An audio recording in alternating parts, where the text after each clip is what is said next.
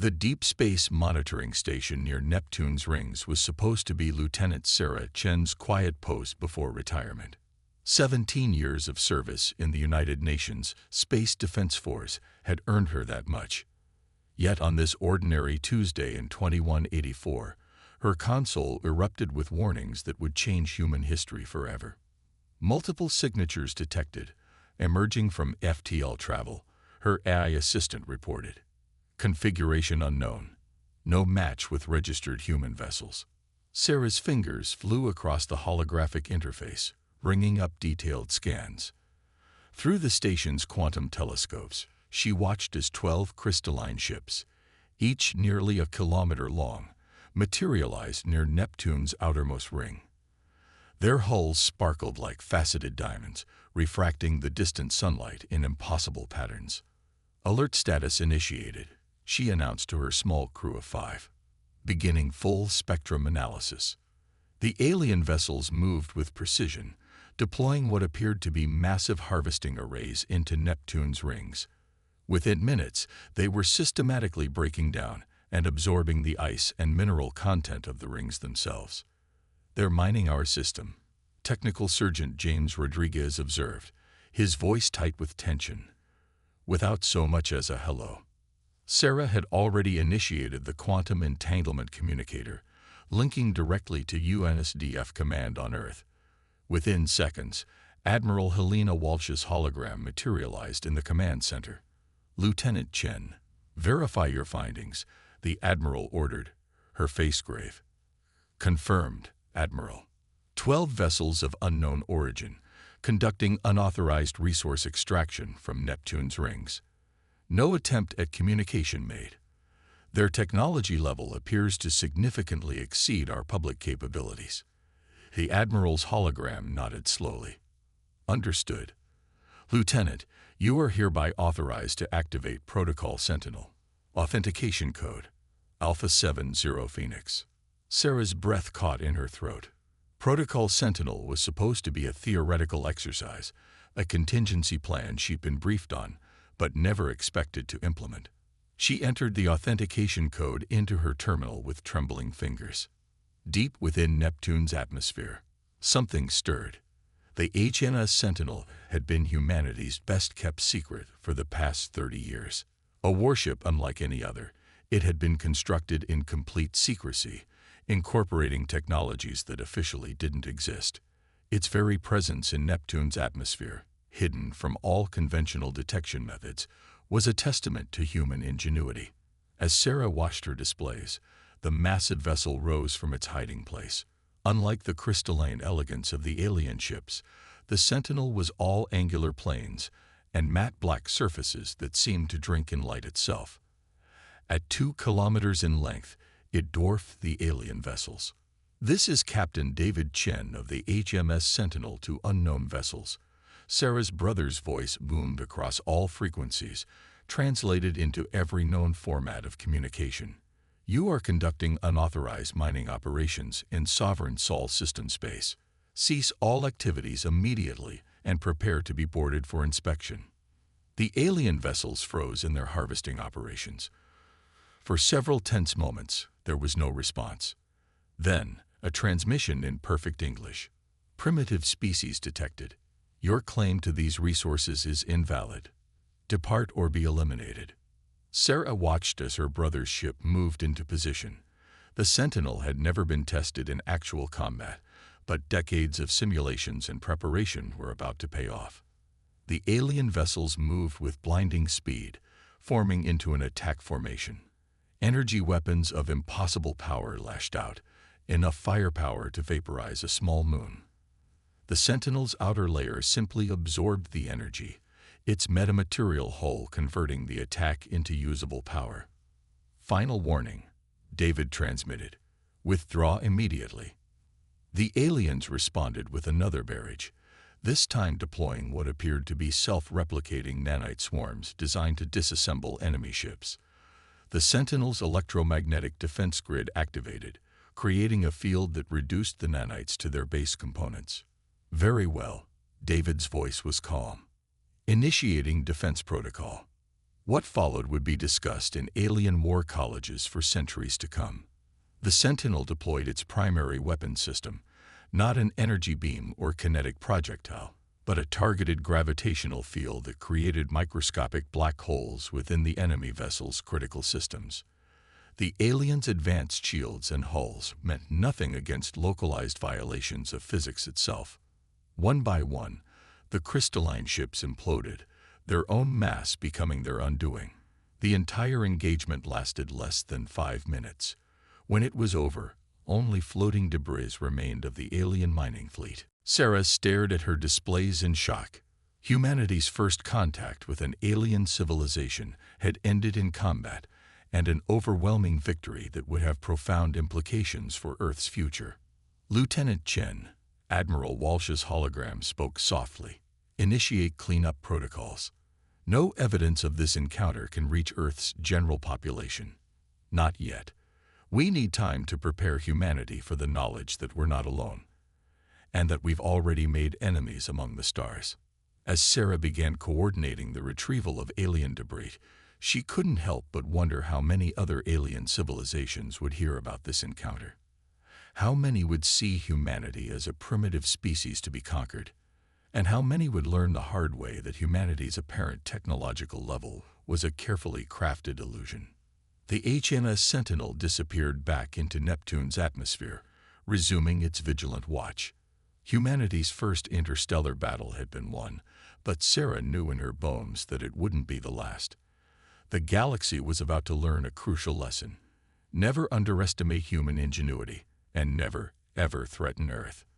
In the depths of the Atacama Desert, beneath kilometers of rock and advanced shielding, General Marcus Zhang stood before the United Nations Security Council's most secret chamber.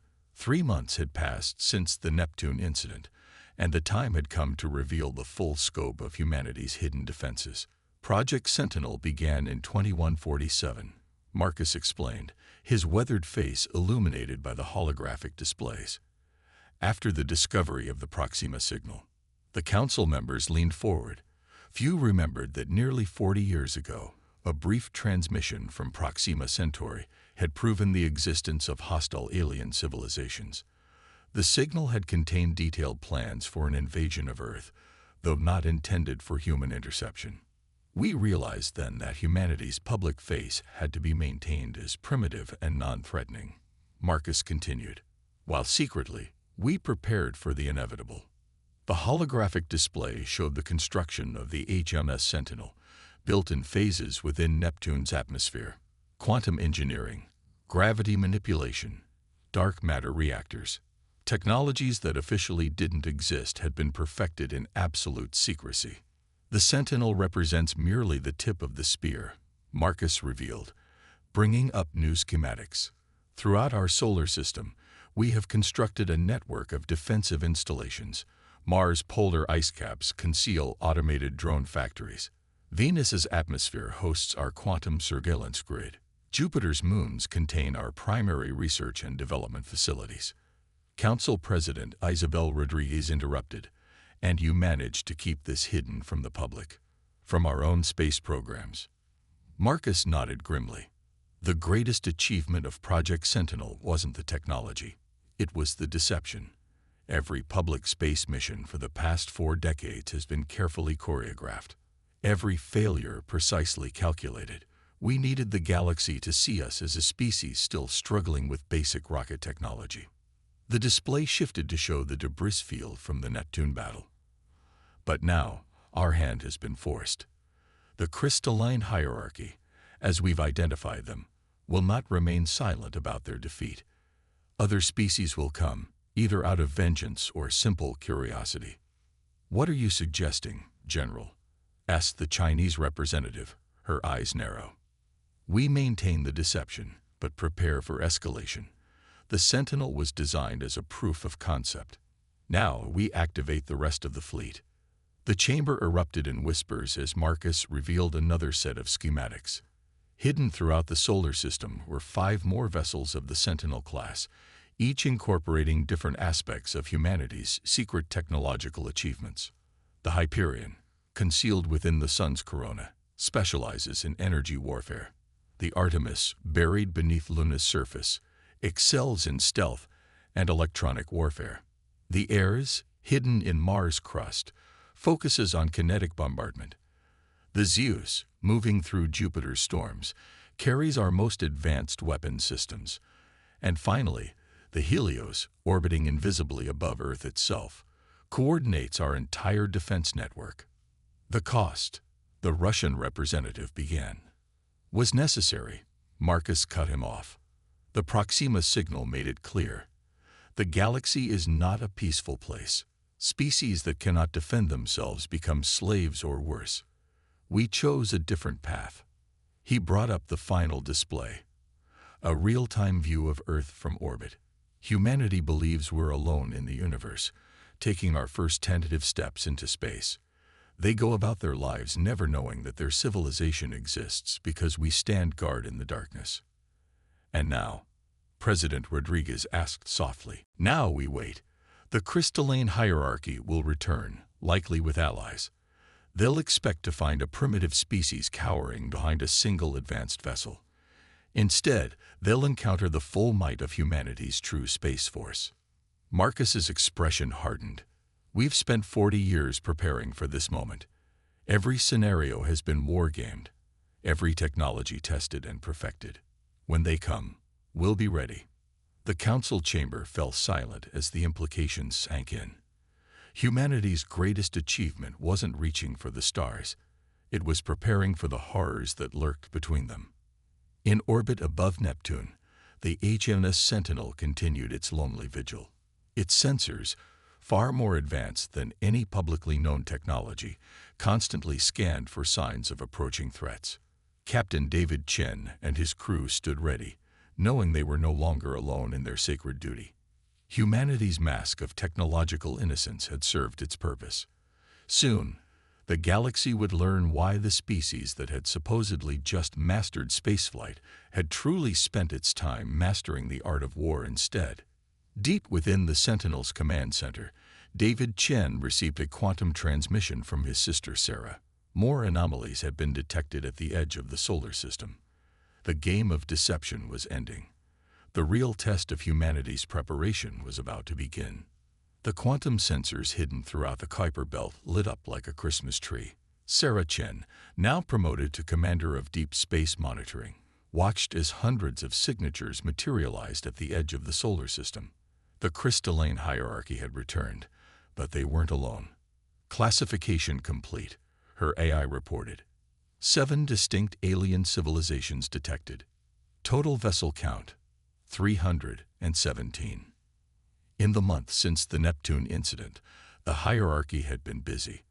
They gathered a coalition of spacefaring races, all eager to claim a piece of the supposedly primitive solar system that had somehow destroyed their mining fleet. The United Nations Security Council's secret chamber was now in permanent session. General Marcus Zhang's hologram addressed the gathered leaders, his face illuminated by the tactical displays. They've united under a common banner, he explained. Our intelligence suggests they call themselves the Galactic Concordat. Each species brings their own technological specialties to the fight. The displays showed the approaching fleets. The crystalline ships of the hierarchy formed the vanguard. Behind them came the living ships of the Biomech Collective, massive organic vessels that could heal from damage. The energy-based vessels of the Photonic Assembly glowed like captured stars. The quantum phase ships of the probability monks seemed to exist in multiple states simultaneously. The nanoswarm clouds of the circuit mines, the gravity-manipulating spheres of the density lords, and the time-dilating pyramids of the Kronos Directorate completed the armada. They expect to find a single advanced warship defending a helpless planet, Sarah added, her own hologram joining the briefing. Their communications suggest they consider the Neptune incident a fluke. They believe overwhelming numbers will prevail. President Rodriguez leaned forward. And our defensive capabilities. General Zhang's hologram smiled grimly. All 6 Sentinel-class vessels are activated and in position. The solar system's defensive grid is online. Operation Lighthouse is ready to commence. Across the solar system, humanity's hidden strength stirred to life. The HMS Sentinel emerged from Neptune's atmosphere, seemingly alone and facing the approaching armada. But throughout the solar system, other forces moved unseen. Within the Sun's corona, the Hyperion powered up its stellar energy collectors. Beneath Luna's surface, the Artemis activated its quantum ghost drives. In Mars' crust, the Ares primed its relativistic mass draggers. Through Jupiter's storms, the Zeus brought its exotic matter weapons online. And in Earth orbit, the Helios began coordinating the entire defense network. The alien armada crossed Pluto's orbit, their intent clear. Their combined technological might represented the dominant forces of their region of the galaxy.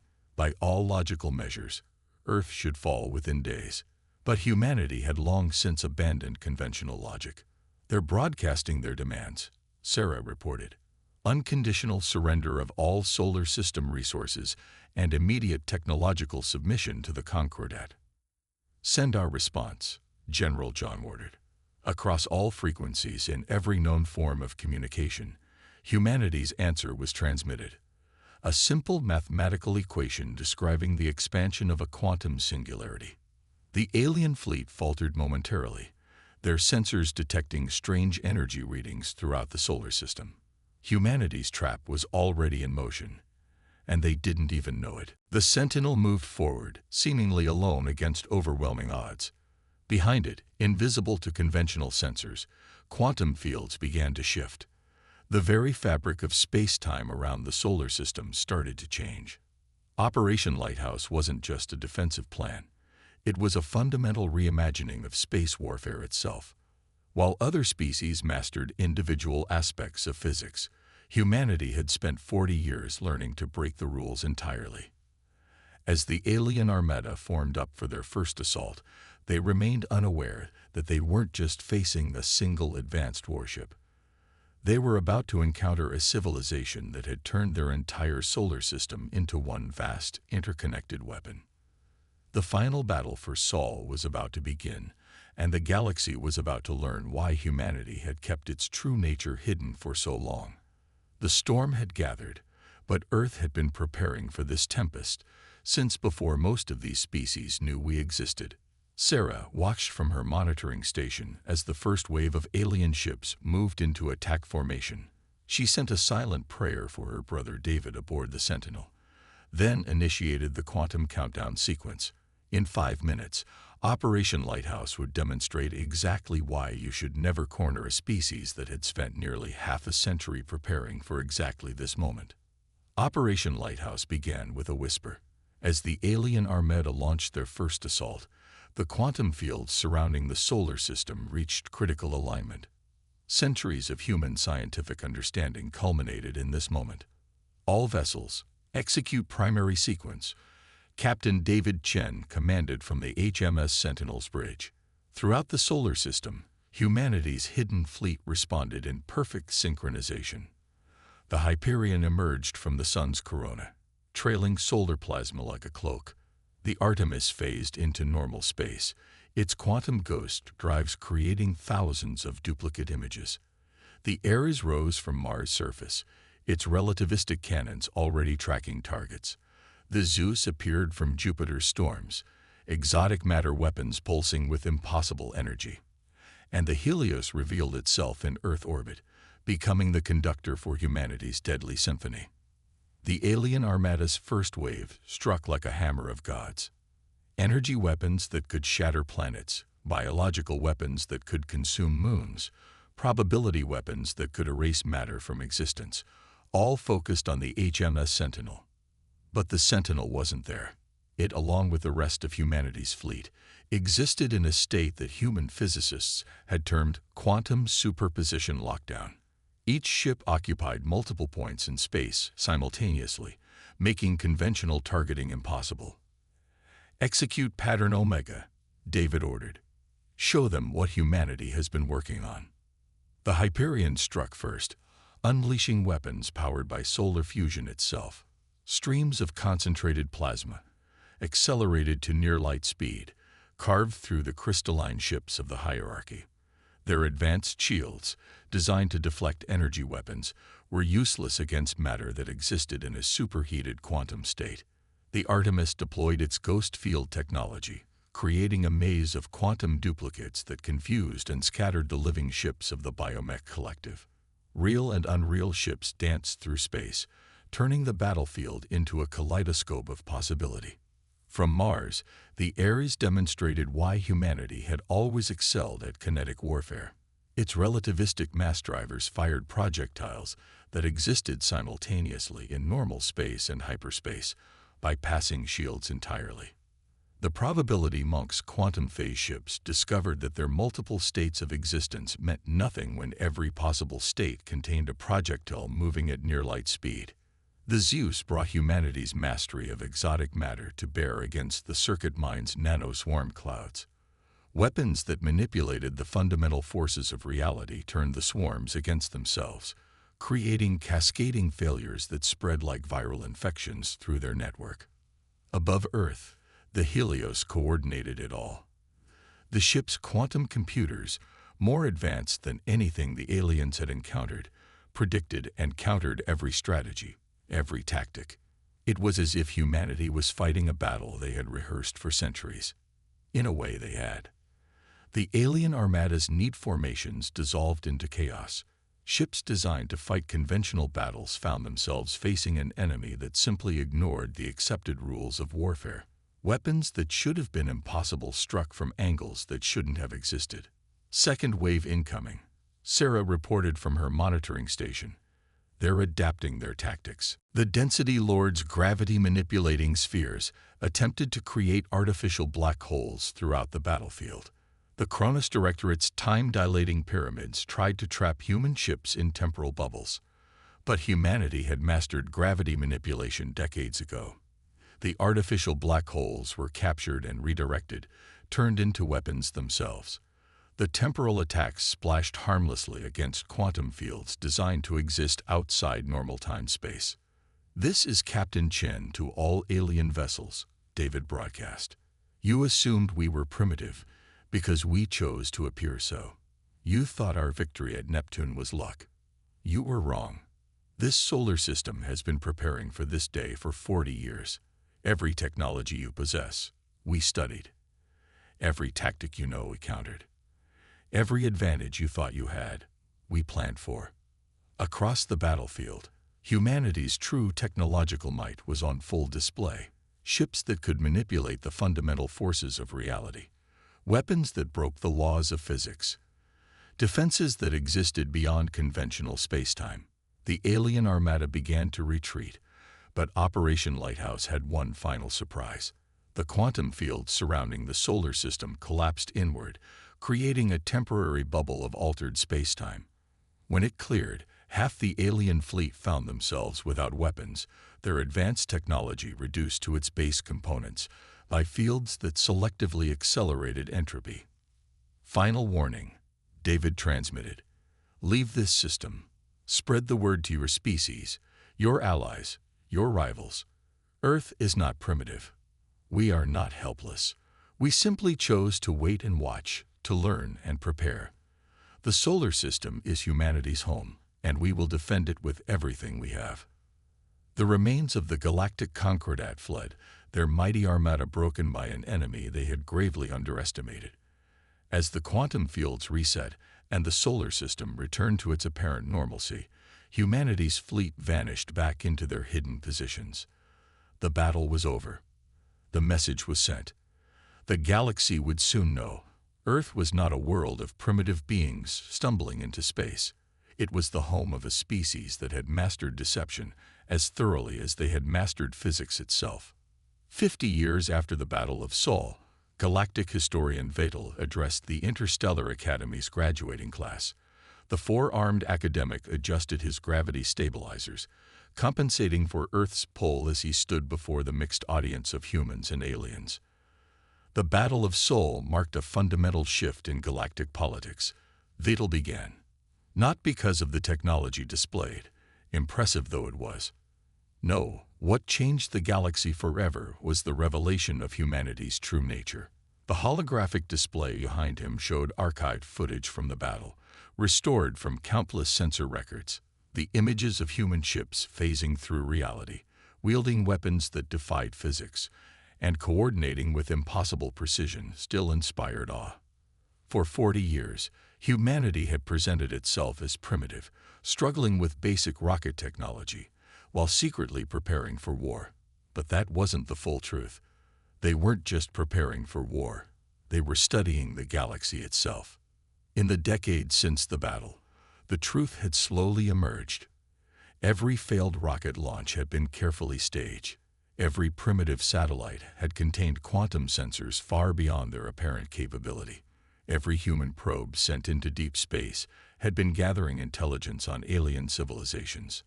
The crystalline hierarchy thought they had discovered a primitive species ripe for conquest. Instead, they found an enemy that had spent decades analyzing their every weakness. The galactic Concordat believed their combined might would easily overwhelm a single advanced warship. They never suspected they were walking into a trap 40 years in the making.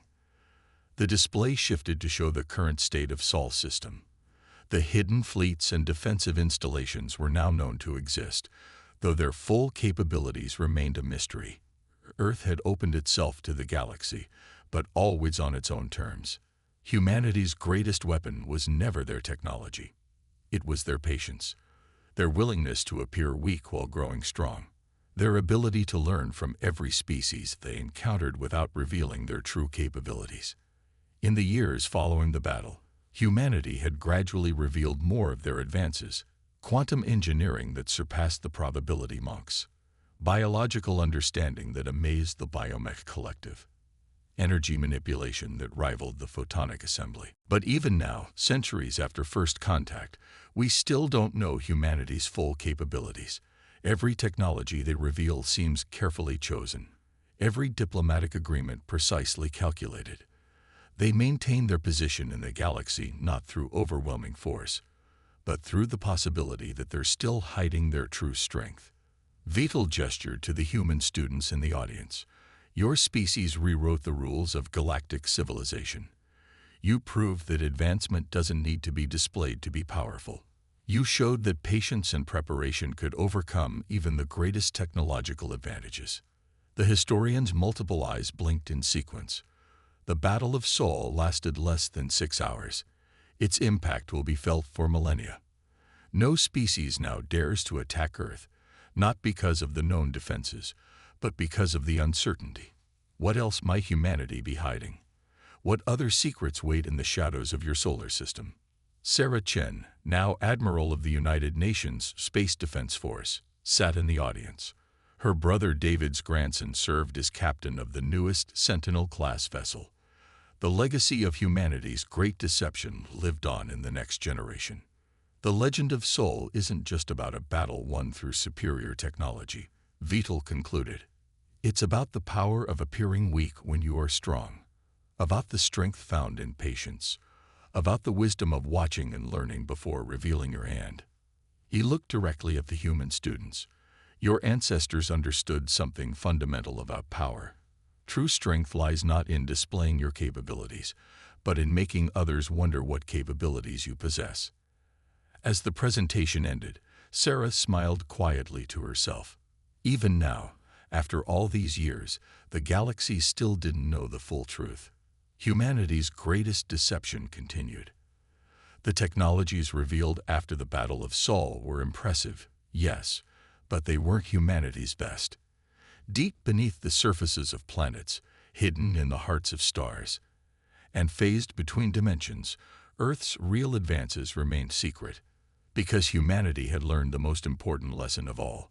In a galaxy full of predators, sometimes the best defense is to make them fear what they cannot see.